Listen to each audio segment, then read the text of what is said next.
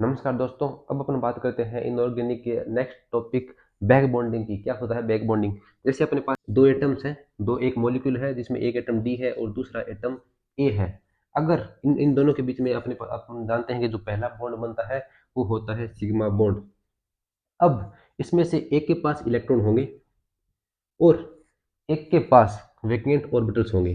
क्या होंगे? Vacant orbitals. ये इलेक्ट्रॉन इसको देगा, तो इनके बीच में जो बॉन्डिंग होगी वो बैक बॉन्डिंग कहलाएगी। वो बैक बॉन्डिंग मतलब पहला बॉन्ड अगर सिग्मा बॉन्ड बन चुका है तो दूसरा बॉन्ड पाई बॉन्डिंग होगा। और पाई बॉन्डिंग अपन जानते हैं कि एस ऑर्बिटल्स में पाई बॉन्डिंग नहीं होती। क्यों? क्योंकि पाई बॉन्डिंग होने के लिए कम से कम ऑर्बिटल्स में दो लोब होने चाहिए, जो पी के पास होती है, डी के पास होती है और अप के पास होती है। तो अपन बोल सकते हैं कि एस ऑर्बिटल वाले पाई बॉन्डिंग नहीं दर्शाएंगे, बैक बॉन्डिंग नहीं दर्शाएंगे। पी वाले बैक बॉन्डिंग शो करेंगे, डी वाले बैक बॉन्डिंग शो करेंगे। ठीक है, अपन पी और डी दोनों ही देखने हैं, तो अपन ये भी देखेंगे कि किस कौन से प्रकार की बैक बॉन्डिंग होती है। तो दो प्रकार की अपने पास बैक बॉन्डिंग होती है, एक पी पाई और एक होता है पी पाई डी पाई प्रकार की बॉन्डिंग। अगर अपन बात करें तो ये क्या होगा? Donor atom. डोनर एटम क्या होना चाहिए? फील्ड होना चाहिए, फील्ड ऑर्बिटल होने चाहिए। और एक्सेप्टर की बात करें तो ये होगा एक्सेप्टर। और एक्सेप्टर के पास वैकेंट ऑर्बिटल होने चाहिए। वो चाहे ऑर्बिटल वैकेंट 2p के हो सकते हैं, 3p के हो सकते हैं, 3d के हो सकते हैं। यहाँ पे जो फील्ड ऑर्बिटल है वो 2p हो सकता है, 3p हो सकता है, 4p हो सकता है। इस प्रकार के अपने पास ऑर्बिटल हो सकते हैं जिसके अंदर इलेक्ट्रॉन्स पड़े हुए हैं। ये इलेक्ट्रॉन्स अपने एक्सेप्टर को इलेक्ट्रॉन्स देगा और उनके बीच में जो बॉन्डिंग होगी उसको अपन बैक बॉन्डिंग बोलेंगे। और ये बॉन्ड फॉर्मेशन का निर्माण करता है, या इस इस बॉन्ड के अंदर कुछ ना कुछ पाई कैरेक्टर आ जाते हैं। ठीक है। अब अगर अपन बात करें कुछ मॉलिक्यूल की, जैसे दूसरी चीज ये है कि सिग्निफिकेंट बैक बॉन्डिंग के लिए, एक अच्छी बैक बॉन्डिंग होने के लिए, सिग्निफिकेंट बैक बॉन्डिंग होने के लिए डोनर या एक्सेप्टर दोनों में से एक एटम सेकंड पीरियड का होना चाहिए। सेकंड पीरियड की बात करें जिसके अंदर और जो इलेक्ट्रॉन्स हैं वो पी के अंदर हो, तो बात करेंगे बोरोन की, कार्बन की, नाइट्रोजन की, ऑक्सीजन की और फ्लोरीन की। इन एलिमेंट्स की अपन बात करेंगे। क्यों? क्योंकि अगर इनमें से कोई एक एलिमेंट होगा और उसके साथ कोई दूसरा एलिमेंट, दूसरा कोई एटम जुड़ा हुआ है, तो वहां पे चांसेस है बैक बॉन्डिंग होने के। ठीक है। अगर बात करें बोरोन की, तो बोरोन का अपना इलेक्ट्रॉनिक विन्यास जानते हैं, 1s2, 2s2 और 2p1। तो ये हो गया 2s2 और ये हो गया 2p1। 2p1 तो मतलब इसके पास वेकेंट ऑर्बिटल्स है पी के अंदर, तो ये जो इलेक्ट्रॉन एक्सेप्ट कर सकता है। कार्बन की बात करें तो इसके अंदर भी वेकेंट ऑर्बिटल्स होते हैं, वेकेंट ऑर्बिटल होने के कारण। क्योंकि कार्बन की अगर बात करें तो 2p2 होता है, तो इसके पास ये वेकेंट ऑर्बिटल्स है, ये भी बैक बॉन्डिंग शो कर सकता है। नाइट्रोजन की बात करें तो इसके पास में खाली ऑर्बिटल्स नहीं होते, तो ये इलेक्ट्रॉन्स दे सकता है। ऑक्सीजन की बात करें तो ये भी अपने इलेक्ट्रॉन डोनेट कर सकता है, और फ्लोरीन भी अपने इलेक्ट्रॉन डोनेट कर सकता है। ये फ्लोरीन एक्सेप्ट नहीं कर सकता। क्यों नहीं कर सकता? क्योंकि इसके पास टोटल वैलेंस शेल में 7 इलेक्ट्रॉन होंगे, तो इसके अंदर वैकेंट ऑर्बिटल नहीं है, तो ये हमेशा अगर देगा तो इलेक्ट्रॉन देगा, एक्सेप्ट नहीं करेगा। अगर अपन OCl2 की बात करें तो इसमें कौन सा एटम है वो इलेक्ट्रॉन्स देगा और कौन सा एटम है जो इलेक्ट्रॉन एक्सेप्ट करेगा। अगर ऑक्सीजन की बात करें तो ऑक्सीजन के पास अपन जानते हैं कि ऑक्सीजन का इलेक्ट्रॉनिक विन्यास होता है 2s2 2p4। तो इसके पास ऑर्बिटल्स तो है नहीं, क्योंकि ये सेकंड पीरियड का है, तो इसके अंदर 2s और 2p ही हो सकते हैं, 2d नहीं हो सकता। और अगर क्लोरीन की बात करें तो ये थर्ड पीरियड का एलिमेंट है। इसके पास 3s होते हैं, 3p होते हैं और 3d ऑर्बिटल्स भी होते हैं, जिसमें 3d ऑर्बिटल होते हैं वो वैकेंट होते हैं। 3d ऑर्बिटल वैकेंट होने का मतलब ये इसके अंदर इलेक्ट्रॉन ले सकता है। तो कुछ इस प्रकार की बॉन्डिंग होगी इसके अंदर, ये इलेक्ट्रॉन अपने देगा और इस बॉन्ड के बीच में पाई कैरेक्टर आ जाएंगे, पाई बॉन्ड के कैरेक्टर भी आ जाएंगे। अगर पाई बॉन्ड के कैरेक्टर आ जाएंगे तो जो बॉन्ड स्ट्रेंथ होगी वो बढ़ेगी। बॉन्ड स्ट्रेंथ होने के कारण जो बॉन्ड डिसोसिएशन एनर्जी है वो भी बढ़ेगी। बॉन्ड ऑर्डर बढ़ेगा, क्योंकि पहले एक था, बैक बॉन्डिंग के कारण जो बॉन्ड ऑर्डर हो गया वो 1.5 या 2 के आसपास हो जाएगा पाई बॉन्ड बनने के कारण। दूसरी इसकी बॉन्ड लेंथ होगी, वो बॉन्ड लेंथ कम हो जाएगी। क्यों? पहले सिग्मा बॉन्ड था, अब पाई बॉन्ड भी बन गया। डबल बॉन्ड की जो बॉन्ड लेंथ होती है वो कम होती है। इसके अलावा अपन कुछ एग्जांपल्स पढ़ लेते हैं जिनमें बैक बॉन्डिंग होती है, और कुछ एग्जांपल जिनके अंदर बैक बॉन्डिंग नहीं होती, और अपन एक एग्जांपल लेंगे कि किस प्रकार से बैक बॉन्डिंग होती है। अब दोस्तों अपन बात करते हैं BX3 बोरोन हैलाइड। बोरोन के हैलाइड के अंदर अपन बात करें कि इसके अंदर जो बैक बॉन्डिंग होती है वो किस प्रकार से होती है। ठीक है। बोरोन सेकंड पीरियड का एलिमेंट है, दोनों में से कोई एक एलिमेंट सेकंड पीरियड का एलिमेंट है, मतलब बैक बॉन्डिंग होने के चांसेस हैं। बोरॉन के पास वैकेंट ऑर्बिटल्स हैं और हेलोजन के पास और इलेक्ट्रॉन्स हैं। इलेक्ट्रॉन है मतलब इसके पास इलेक्ट्रॉन दे सकता है और ये इलेक्ट्रॉन एक्सेप्ट कर सकता है, तो यहाँ पे बैक बॉन्डिंग होगी, सिग्निफिकेंट बैक बॉन्डिंग होगी। अगर बोरॉन की अपन बात करें तो इसका इलेक्ट्रॉनिक विन्यास होता है 2s2 और 2p1, ठीक है, 2s2 2p1। अगर ये कोवेलेंट बॉन्ड बनाएगा हेलोजन के साथ में, तो ये एक्साइटेड स्टेट में हो जाएगा 2s1 और 2p2, मतलब एक px के अंदर और एक py के अंदर।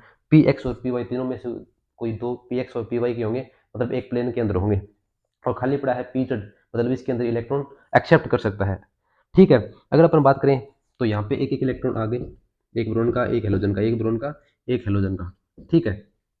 इसके पास एक वैकेंट ऑर्बिटल है और हेलोजन के पास इलेक्ट्रॉन बहुत ज़्यादा मात्रा में है, तो ये अपने इलेक्ट्रॉन दे सकता है। इलेक्ट्रॉन किस में दे सकता है? वैकेंट ऑर्बिटल है जो बोरॉन के उसके अंदर, ये भी अपने इलेक्ट्रॉन दे सकता है और ये वाला भी अपने इलेक्ट्रॉन दे सकता है। बोरॉन की अगर बात करें तो 2pz जो खाली है, एक लोब ऊपर होगी, एक लोब नीचे होगी। बोरॉन की इस हैलाइड की बात करें तो उसकी भी तीनों जो चारों के चारों एलिमेंट हैं वो एक ही प्लेन के अंदर है। एक ही प्लेन के अंदर होने का मतलब उसके ऊपर वाले जो लोब्स होंगे वो ऊपर वाले के पैरेलल होंगे और नीचे वाले लोब होंगे वो नीचे वाले के पैरेलल होंगे, और एक अच्छी परफेक्ट ओवरलैपिंग होगी यहाँ पे BCl3 या BF3 या BCl3 या BF3 या BBr3 BI3, सभी के अंदर बोरोन हैलाइड के अंदर बैक बॉन्डिंग होगी। अब अपन कुछ एग्जांपल्स की बात करते हैं, देखते हैं कि उनके अंदर बैक बॉन्डिंग होगी या नहीं होगी। बैक बॉन्डिंग होगी तो किस प्रकार की होगी, और अगर बैक बॉन्डिंग नहीं होगी तो उसका रीजन अपन पढ़ेंगे। अगर NH3 की बात करें तो इसके अंदर बैक बॉन्डिंग दोनों में से कोई एक एलिमेंट सेकंड पीरियड का है, मतलब बैक बॉन्डिंग हो सकती है। NH3 की बात करें तो नाइट्रोजन के पास वैकेंट ऑर्बिटल्स नहीं है, इलेक्ट्रॉन दे सकता है, लेकिन हाइड्रोजन के पास इलेक्ट्रॉन, न तो इलेक्ट्रॉन है देने के लिए और न ही इसके पास वैकेंट ऑर्बिटल है, क्योंकि इसका पास जो इलेक्ट्रॉनिक विन्यास होता है 1s1 होता है। एस कभी भी पाई बॉन्डिंग या बैक बॉन्डिंग नहीं शो करता, तो यहाँ पे बैक बॉन्डिंग नहीं होगी। इसी प्रकार H2O में ये ऑक्सीजन है, ये इलेक्ट्रॉन दे सकता है, एक्सेप्ट नहीं कर सकता क्योंकि इसके पास खाली जगह नहीं है, और न H के पास खाली जगह है, तो यहाँ पे भी बैक बॉन्डिंग नहीं होगी। NF3 की अगर अपन बात करें तो ये भी देने वाला नाइट्रोजन और फ्लोरीन दोनों देने वाले, एक्सेप्ट करने वाला नहीं है, एक्सेप्ट करने के लिए जगह नहीं है, तो यहाँ पे भी बैक बॉन्डिंग नहीं होगी। भले ही दोनों एटम सेकंड पीरियड के एलिमेंट भले ही हो, लेकिन इसके बीच में बैक बॉन्डिंग नहीं होगी। अब अपन बात करें CH3 थ्राइस N की बात, नाइट्रोजन है, इसके पास वैकेंट ऑर्बिटल नहीं है, लेकिन अगर CH3 की बात करें तो CH3 में कार्बन का हाइब्रिडाइजेशन होगा sp3, मतलब एक s का और 3p के ऑर्बिटल्स तीनों के तीनों वो हाइब्रिडाइजेशन में यूज हो गए, कोई भी वैकेंट ऑर्बिटल नहीं है। वैकेंट ऑर्बिटल नहीं है तो ये भी बैक बॉन्डिंग शो नहीं करेगा। अब अपन बात करें SiH3 थ्राइस N की बात, तो नाइट्रोजन के पास वैकेंट ऑर्बिटल तो नहीं है, लेकिन इसके पास देने के लिए इलेक्ट्रॉन है। और सिलिकॉन की बात करें तो इसके पास वैकेंट ऑर्बिटल है, क्योंकि ये एक थर्ड पीरियड का एलिमेंट है। थर्ड पीरियड का एलिमेंट होने के कारण इसके अंदर 3s 3p और 3d तीन ऑर्बिटल्स होते हैं, और 3d ऑर्बिटल है वो खाली हो जाते हैं। खाली होने का मतलब ये इलेक्ट्रॉन एक्सेप्ट कर सकता है, बैक बॉन्डिंग शो करेगा। इसमें से ऑक्सीजन सेकंड पीरियड का बैक बॉन्डिंग हो सकती है, देने के लिए ऑक्सीजन के पास इलेक्ट्रॉन है और ये थर्ड पीरियड का एलिमेंट है। थर्ड पीरियड का एलिमेंट होने के कारण इसके अंदर वैकेंट ऑर्बिटल है। वैकेंट ऑर्बिटल होने का मतलब ये भी बैक बॉन्डिंग शो करेगा। अगर बैक बॉन्डिंग की अगर बात करें तो नाइट्रोजन देगा SiH3 को, यहाँ पे ऑक्सीजन देगा SiH3 को, और जो ऑक्सीजन की बात करें तो ये अपने देगा p पाई से, और ये एक्सेप्ट किस में करेगा, d पाई में, ठीक है। इसकी बात करें तो ये भी p पाई और ये d पाई। अगर अपन बात करें PF3 की तो इसमें से एक एलिमेंट सेकंड ग्रुप का है और दूसरा फास्फोरस जो कि थर्ड पीरियड का हो सकता है, किसी का भी हो सकता है, लेकिन ये इलेक्ट्रॉन दे सकता है क्योंकि इसके पास वैकेंट ऑर्बिटल नहीं है, ये हमेशा इसको इलेक्ट्रॉन देगा, और इसके पास वैकेंट ऑर्बिटल है। वैकेंट ऑर्बिटल है मतलब यहाँ पे भी बैक बॉन्डिंग होगी, और किस प्रकार की, p पाई d पाई बैक बॉन्डिंग। अगर PCl3 की बात करें तो पहली शर्त होती है कि दोनों में से कोई एक एलिमेंट सेकंड पीरियड का होना चाहिए, दोनों ही थर्ड पीरियड के हैं, मतलब यहाँ पे बैक बॉन्डिंग नहीं होगी। अब अपन बात करते हैं CCl3 नेगेटिव की। कार्बन के पास अपन जानते हैं कि वैलेंस शेल में 4 इलेक्ट्रॉन्स होते हैं, ठीक है, वैलेंस शेल में 4 इलेक्ट्रॉन होते हैं और एक नेगेटिव चार्ज आ रहा है, मतलब एक इलेक्ट्रॉन इसने एक्सेप्ट कर लिया। मान लो ये क्लोरोफॉर्म था CH3, हाइड्रोजन वाले जो कोवेलेंट बॉन्ड में थे दोनों के दोनों इलेक्ट्रॉन अपने पास रख लिए, तो इसके पास वैकेंट ऑर्बिटल है नहीं। वैकेंट ऑर्बिटल नहीं है तो अपने इलेक्ट्रॉन ये है कि सेकंड पीरियड का है, इसके अंदर पाई बॉन्डिंग हो सकती है, बैक बॉन्डिंग हो सकती है, इसको ये इलेक्ट्रॉन दे सकता है। CCl3 के पास खाली ऑर्बिटल्स होते हैं, खाली ऑर्बिटल होने का मतलब ये बैक बॉन्डिंग शो करेगा। अगर अपन बात करें CCl3 की, CCl3 पॉजिटिव की, यहाँ पे इस प्रकार से बैक बॉन्डिंग होगी। और यहाँ पे CCl3 मतलब इसके पास पहले 6 इलेक्ट्रॉन 4 इलेक्ट्रॉन्स थे वैलेंस शेल में, और अब इसके पास 3 ही है, और जो कि इसने CCl3 के साथ में 3 कोवेलेंट बॉन्ड बना के हैं। एक p ऑर्बिटल अभी भी खाली है। p ऑर्बिटल खाली है मतलब ये इलेक्ट्रॉन एक्सेप्ट कर सकता है, तो इसके अंदर जो ओवरलैपिंग होगी, जो बैक बॉन्डिंग होगी, वो क्लोरीन से कार्बन की ओर होगी, मतलब यहाँ पे भी बैक बॉन्डिंग होगी और सिग्निफिकेंट बैक बॉन्डिंग होगी। किस प्रकार की, ये है अपना पी पाई, और ये ले भी किसे में रहा है, पाई पी के अंदर, तो पी पाई यहाँ पे अपन बात करें तो यहाँ पे भी पी पाई और पी पाई बैक बॉन्डिंग होगी। CF3 की बात करें, CF3 नेगेटिव की, यहाँ नेगेटिव है मतलब इसके पास कार्बन के पास वैकेंट ऑर्बिटल्स नहीं है, तो ये केवल और केवल इलेक्ट्रॉन दे सकता है अगर ये इसके पास वैकेंट और वैकेंट स्पेस है। फ्लोरीन सेकंड पीरियड का एलिमेंट है लेकिन इसके पास सेकंड वैकेंट स्पेस नहीं है, तो यहाँ पे बैक बॉन्डिंग नहीं होगी। CH3O की बात करें तो यहाँ पे ऑक्सीजन है, इसके पास वैकेंट ऑर्बिटल्स नहीं है, इसके पास इलेक्ट्रॉन है देने के लिए, लेकिन CH3 इसके पास भी वैकेंट ऑर्बिटल नहीं है, वैकेंट ऑर्बिटल दोनों के पास नहीं है, मतलब ये भी बैक बॉन्डिंग शो नहीं करेगा। CF3 की बात करें तो कार्बन अब CF3 पॉजिटिव के अंदर, कार्बन के अंदर वैलेंस शेल में टोटल 3 इलेक्ट्रॉन है, एक एस के अंदर, एक PX के अंदर और एक PY के अंदर, मतलब पीजेड वाला खाली है। पीजेड वाला खाली है, इसके पास वैकेंट ऑर्बिटल्स हैं, और फ्लोरीन जिसके पास इलेक्ट्रॉन है और दोनों ही सेकंड पीरियड के हैं, तो यहाँ पे एकदम मस्त झकास बैक बॉन्डिंग होगी। किस प्रकार की, फ्लोरीन अपने इलेक्ट्रॉन्स देगा कार्बन के वैकेंट पीजेड ऑर्बिटल में, और ओवरलैपिंग होगी पी पाई डी पाई ओवरलैपिंग। ठीक है, ये अपने एग्जांपल्स थे किन के अंदर बैक बॉन्डिंग होगी और किन के अंदर बैक बॉन्डिंग नहीं होगी, किन के अंदर बैक बॉन्डिंग किस प्रकार की होगी। अब अपन पढ़ते हैं बैक बॉन्डिंग के टाइप, कितने प्रकार की होती है बैक बॉन्डिंग, इसके बारे में अपन चर्चा करेंगे। अब दोस्तों अपन बैक बॉन्डिंग के प्रकार पढ़ेंगे। बैक बॉन्डिंग के दो प्रकार होते हैं, एक होता है पी पाई बॉन्डिंग और एक होता है पी पाई डी पाई या डी पाई पी पाई बैक बॉन्डिंग।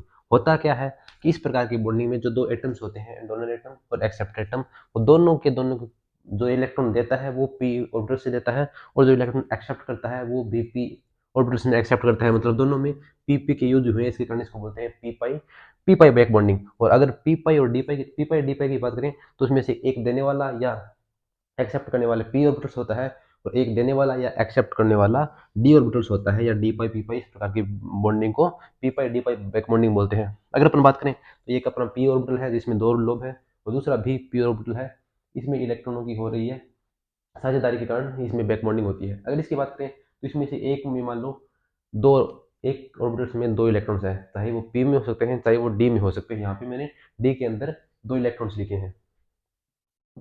ठीक है, तो इस प्रकार की बॉन्डिंग होगी वो होगी P pi d pi bonding. अगर दोनों की स्ट्रेंथ की बात करें तो जो P pi d pi back bonding होती है, जो सेकंड नंबर वाली, वो ज़्यादा बढ़िया होती है। क्यों? क्योंकि जो डी ऑर्बिटल्स होते हैं इनकी इनक्लाइबेबल नेचर होती है, इनक्लाइबेबल नेचर होने के कारण इसके जो ऑर्बिटल्स होते हैं वो अच्छी तरह से अरेंज हुए होते हैं, अरेंज होने के कारण इसके जो बीच में जो बैक बॉन्डिंग होगी वो अच्छे वाली बैक बॉन्डिंग होगी compare to P pi back bonding. अगर अपन बात करें पी पाई बैक बॉन्डिंग की, तो दो ऑर्बिटल्स होंगे, एक दोनों पी के होंगे, और दोनों के कोलेटरल पार्श्विक अतिव्यापन से पार्श्विक ओवरलैपिंग से पी पाई बैक बॉन्डिंग होगी, मतलब यहाँ पे पाई बॉन्ड बनेगा, तो सिग्मा बॉन्ड पहले से था, पाई बॉन्ड बनेगा, कोलेटरल ओवरलैपिंग होगी, और दोनों के दोनों पी ऑर्बिटल्स यूज होंगे। इस प्रकार की बैक बॉन्डिंग को बोलते हैं पी पाई बैक बॉन्डिंग। अगर अपन बात करें पी ऑर्बिटल्स के साइज की, तो जैसे जैसे पी ऑर्बिटल का साइज बढ़ता जाता है, साइज बढ़ने का मतलब उसकी प्रिंसिपल क्वांटम नंबर है वो बढ़ती जाएगी। अगर साइज बढ़ेगा तो उसमें जो ओवरलैपिंग होगी वो कम होगी, ओवरलैपिंग कम होगी तो बैक बॉन्डिंग होगी वो भी कम होगी। अगर यहाँ पे बात करें अपन कि दोनों एटम्स हैं वो दोनों के दोनों सेकंड पीरियड के हैं, तो उनके बीच में ओवरलैपिंग हो रही है, बैक बॉन्डिंग हो रही है, तो पी पाई बैक बॉन्डिंग, थ्री पी पाई बैक बॉन्डिंग, और फोर पी पाई बैक बॉन्डिंग अगर अपन बात करें तो यहाँ पे टू पी पाई बैक बॉन्डिंग अच्छे वाली बैक बॉन्डिंग होगी as compared to four p pi back bonding की तुलना में, क्योंकि यहाँ पे साइज बढ़ने के साथ साथ ओवरलैपिंग कम होती है, बैक बॉन्डिंग भी कम होती है। अब अगर अपन बात करें इस मॉलिक्यूल, इस एग्जांपल्स की, BF3 BCl3 BR3 और BI3, इसमें बैक बॉन्डिंग BF3 में अच्छे वाली होगी। क्यों? क्योंकि इसका जो ऑर्बिटल्स का साइज है वो छोटा है, ये सेकंड पीरियड का है, थर्ड का है, फोर्थ का है, और ये 5th पीरियड का है। ये बोरॉन भी सेकंड है, सेकंड और सेकंड वाले के बीच में इस प्रकार की ओवरलैपिंग होगी, तो इसकी ओवरलैपिंग जो बैक बॉन्डिंग होगी वो BF3 में अच्छी होगी। अब अगर अपन बात करें बोरॉन की, तो बोरॉन की वैलेंस शेल में 3 इलेक्ट्रॉन होते हैं, 2s2 और 2p1। 2p1 अगर इसको बॉन्ड बनाने हैं तो ये एक्साइटेड स्टेट में जाएगा, तो जो 2s वाले एक s ऑर्बिटल में 2 इलेक्ट्रॉन है, उसमें से एक इलेक्ट्रॉन p ऑर्बिटल में चला जाएगा। p ऑर्बिटल में चले जाने के बाद में BF3 इसके साथ कोवैलेंट बॉन्ड बनेगा, एक s 2p के। तो इसके पास में एक जेड का ऑर्बिटल खाली रहेगा बोरॉन के पास में, जिसके अंदर वो इलेक्ट्रॉन पेयर एक्सेप्ट कर सकता है, और जो इलेक्ट्रॉन पेयर एक्सेप्ट कर सकता है उनको अपन बोलते हैं लुईस एसिड। तो यहाँ पे अपन बोल सकते हैं कि बोरॉन हैलाइड के साथ में मिलके एक लुईस एसिड बनाता है। बोरॉन ऑक्टेट इज इनकम्प्लीट, क्योंकि इसके ऑक्टेट में केवल केवल 6 ही इलेक्ट्रॉन है, ऑक्टेट कंप्लीट नहीं है। वैलेंस शेल में टोटल 6 इलेक्ट्रॉन है, तो boron octet is incomplete and it accept lone pair from external source. Tendency to accept electron, electron के एक्सेप्ट करने की टेंडेंसी होती है, और इसको अपन बोलते हैं लुईस एसिड बिहेव शो करता है। अब अगर अपन बात करें those molecules have significant back bonding to not form dimer, मतलब जिन मॉलिक्यूल में सिग्निफिकेंट बैक बॉन्डिंग होती है, मतलब जो सेंटर और सराउंडिंग एटम में से कोई एक एटम सेकंड पीरियड का है और वो बैक बॉन्डिंग की बाकी शर्तों को पूरा कर रहा है, तो उसको सिग्निफिकेंट बैक बॉन्डिंग बोलते हैं। अगर किसी मॉलिक्यूल्स के अंदर सिग्निफिकेंट बैक बॉन्डिंग है तो वो डाइमर नहीं बनाएगा। क्या डाइमर क्यों बनाते हैं? क्योंकि जहाँ पे बैक बॉन्डिंग नहीं होती तो वहाँ पे या तो चार्ज लोन पेयर ज़्यादा होगा, वैकेंट ऑर्बिटल्स होंगे। वैकेंट ऑर्बिटल होने या लोन पेयर होने के कारण वो दूसरे मॉलिक्यूल के साथ इंटरेक्शन करता है और डाइमर बनाता है। अगर अपन बात करें AlCl3 की, तो AlCl3 में सिग्निफिकेंट बैक बॉन्डिंग नहीं होती, या ये मान लो कि वीक बैक बॉन्डिंग होती है। क्यों? क्योंकि क्लोरीन अपने इलेक्ट्रॉन एल्यूमिनियम को देता है, लेकिन इनमें से कोई भी एलिमेंट सेकंड पीरियड का नहीं है, तो यहाँ पे सिग्निफिकेंट बैक बॉन्डिंग नहीं होती। तो सिग्निफिकेंट बैक बॉन्डिंग नहीं होने के कारण जो AlCl3 मॉलिक्यूल है वो खुद को स्टेबल करना चाहेगा, स्टेबल करने के लिए खुद को डाइमराइज करेगा। अगर अपन बात करें Al2Cl6 मॉलिक्यूल की, तो यहाँ पे अपने पास एल्यूमिनियम के पास एक p ऑर्बिटल खाली है और क्लोरीन के पास लोन पेयर है, 3 लोन पेयर है, तो ये अपने इलेक्ट्रॉन्स इस एल्यूमिनियम के वैकेंट ऑर्बिटल्स में दे सकता है। तो यहाँ पे वीक बैक बॉन्डिंग है, या ये मान लो ये डाइमर बना रहा है। अगर यहाँ पे इसकी बात करें तो यहाँ एल्यूमिनियम, ये क्लोरीन और एल्यूमिनियम, तो क्लोरीन और एल्यूमिनियम के बीच में 2 इलेक्ट्रॉन है, एक इसका क्लोरीन का और एक एल्यूमिनियम का। अगर इसकी बात करें तो क्लोरीन अपने एक इलेक्ट्रॉन 2 इलेक्ट्रॉन्स या एक लोन पेयर एल्यूमिनियम को दे रहा है, तो यहाँ पे 3 सेंटर हो गए, एक एल्यूमिनियम, एक क्लोरीन और दूसरा तीसरा एल्यूमिनियम, तो 2 एल्यूमिनियम और एक तीसरा क्लोरीन, और 4 इलेक्ट्रॉन हो गए, 2 इलेक्ट्रॉन ये और 2 इलेक्ट्रॉन ये, तो इसको अपन बोल सकते हैं 3 सेंटर्ड 4 इलेक्ट्रॉन बॉन्ड। अब अगर अपन बात करें BS3 की, तो इसमें भी बैक बॉन्डिंग नहीं होती, क्योंकि बोरॉन तो सेकंड पीरियड का है, लेकिन ये इलेक्ट्रॉन डोनेट नहीं कर सकता, और जो अपना हाइड्रोजन है इसके पास वैकेंट ऑर्बिटल नहीं है, वैकेंट ऑर्बिटल नहीं होने के कारण ये इलेक्ट्रॉन एक्सेप्ट नहीं कर सकता, या बैक बॉन्डिंग होगी नहीं, क्योंकि ये s ऑर्बिटल्स का एलिमेंट है। ठीक है, तो अगर PS3 में बैक बॉन्डिंग नहीं होती तो जाहिर सी बात है कि ये डाइमर बनाएगा। डाइमर क्यों बनाएगा? खुद को स्टेबल करने के लिए। तो जो BS3 है वो B2H6 के अंदर स्टेबल होता है। अगर इसके अपन स्ट्रक्चर की बात करें तो BS3 है, और ये इस हाइड्रोजन के साथ इंटरेक्शन शो कर रहा है, इनके बीच में कोई भी इलेक्ट्रॉन्स नहीं है, तो यह अपन बोल सकते हैं। तो यहाँ पे जो पाई डेंसिटी होगी, पाई डेंसिटी होने के कारण इस बॉन्ड को अपन बोलते हैं बनाना बॉन्ड, क्योंकि इन दोनों के बीच में बनाना की तरह बॉन्ड बन जाता है, केलाबंद बन जाता है, इसको बैक बॉन्डिंग बोलते हैं, इसको बनाना बॉन्ड बोलते हैं। ठीक है, अगर बनाना बॉन्ड में सेंटर और इलेक्ट्रॉनों की बात करें तो देखो भाई, ये हाइड्रोजन और ये इस बोरॉन के बीच में इंटरेक्शन है, इसके बीच में कोई भी इलेक्ट्रॉन नहीं है, तो इलेक्ट्रॉन कितने हैं? एक इस हाइड्रोजन का और एक इस बोरॉन का। अगर अपन इस बॉन्ड की बात करें, इसकी बात करें, तो इसमें 3 तो सेंटर हो गए, बोरॉन हाइड्रोजन बोरॉन, और 2 इलेक्ट्रॉन है जो बोरॉन और हाइड्रोजन के बीच में है, तो इसको अपन बोल सकते हैं बोरॉन 3 सेंटर्ड 2 इलेक्ट्रॉन बॉन्ड। मतलब बनाना बॉन्ड होता है वो होता है 3 सेंटर्ड 2 इलेक्ट्रॉन बॉन्ड होता है। अब दोस्तों अपन सेकेंड टाइप की और जो बैक बॉन्डिंग है वो पढ़ते हैं P pi d pi back bonding. इसमें क्या होता है कि दोनों 2 एटम में से एक एटम पी ऑर्बिटल्स का होगा और एक होगा वो डी ऑर्बिटल का यूज होगा, चाहे वो पी वाला डोनेट करने वाला हो या एक्सेप्ट करने वाला हो, डी वाला डोनेट करने वाला हो या एक्सेप्ट करने वाला हो, दोनों में से एक ऑर्बिटल होगा वो डी ऑर्बिटल्स का होगा। ठीक है, तो दोनों की कोलेटरल ओवरलैपिंग से इनके बीच में जो भी बॉन्डिंग होती है उसको P pi d pi back bonding बोलते हैं। कोलेटरल का मतलब है कि वहां पे दोनों के पार्श्विक होते हुए अपन होंगे, कोलेटरल आपस में ओवरलैप होंगे, दोनों लोब्स आपस में ओवरलैप होगी, तो सिग्मा बॉन्ड बनेगा या पाई बॉन्ड। तो अपन बोल सकते हैं कि यहाँ पे पाई बॉन्ड बनेगा कोलेटरल ओवरलैपिंग से, हेड टू हेड ओवरलैपिंग से सिग्मा बॉन्ड बनता है। अगर अपन बात करें पी पाई डी पाई और पी पाई पी पाई, जो पहला टाइप था, तो दोनों में से P pi d pi back bonding अच्छी होती है। क्यों? क्योंकि जो डी ऑर्बिटल्स होते हैं उनकी इनक्लाइबल नेचर होती है, उसका जो 3D के अंदर अरेंजमेंट होता है वो अच्छा होता है, जो पी के साथ, जो पी पाई ऑर्बिटल के साथ अच्छे से ओवरलैप कर लेते हैं। ठीक है। तो दूसरी अगर अपन बात करें पी पाई डी पाई किस प्रकार की होती है, तो ये अपना डी ऑर्बिटल है और ये अपना पी ऑर्बिटल है, इन दोनों से इंटरेक्शन होगा। हो सकता है दोनों, इसके पास दो इलेक्ट्रॉन हो सकता है इसके पास दो इलेक्ट्रॉन हो, इन दोनों के आपस में इंटरेक्शन से डी डी पाई पी पाई ओवरलैपिंग होगी।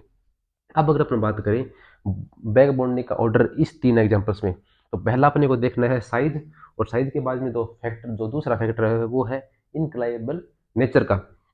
तो यहाँ पे अपन बात करें तो ये 2 3 2 2 और 2 3, तो 2 2 है, उसका साइज छोटा है, और जितना साइज छोटा होता है उसके बीच में ओवरलैपिंग उतनी ही अच्छी होती है और बैक बॉन्डिंग उतनी ही अच्छी होती है। तो अगर तीनों में बात करें तो दूसरे वाले में बैक बॉन्डिंग अच्छी होगी। अब अगर अपन बात करें पहले और तीसरे में, तो 2 पाई दोनों में है, यहाँ पे 3 पी पाई है और यहाँ पे 3 डी पाई है। यहाँ पे डी पाई मतलब इनक्लाइबल नेचर शो करता है डी ऑर्बिटल्स, तो यहाँ पे जो थर्ड की ओवरलैपिंग होगी, जो बैक बॉन्डिंग होगी, वहाँ थर्ड की ज़्यादा होगी एज कम्पेयर टू फर्स्ट।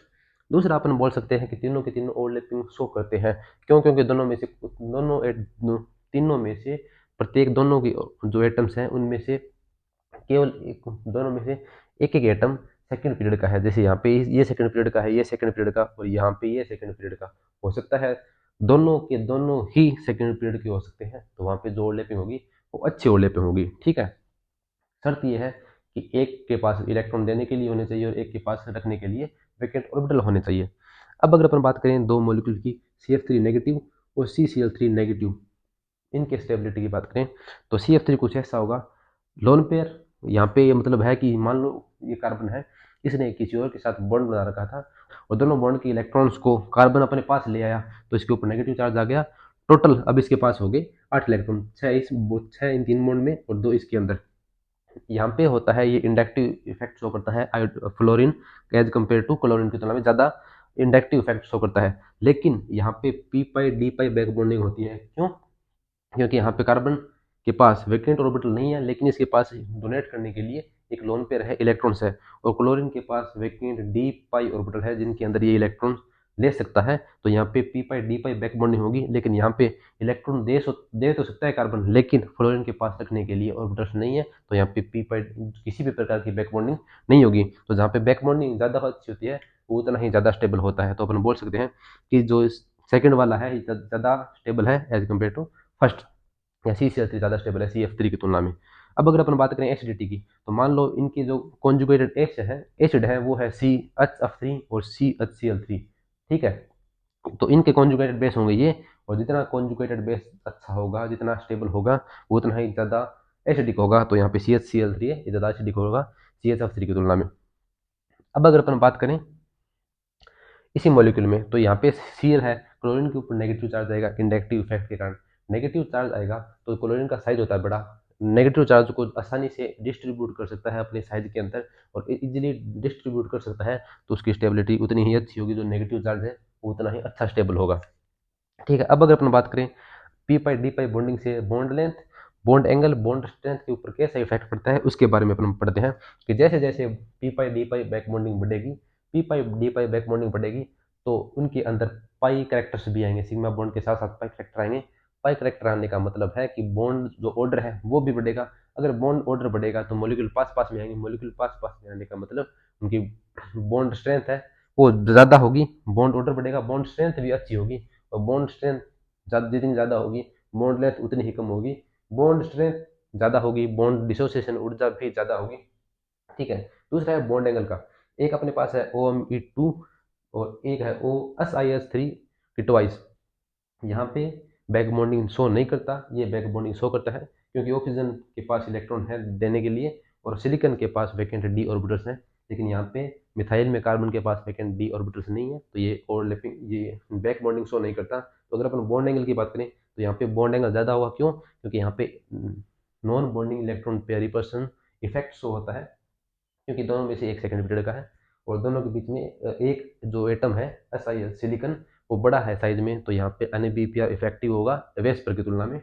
तो यहाँ पे बॉन्ड एंगल जो मान होगा वो सेकंड में इसमें बॉन्ड एंगल का मान 109 डिग्री 28 मिनट से ज़्यादा होगा, इसकी तुलना में 111 112 तक हो सकता है।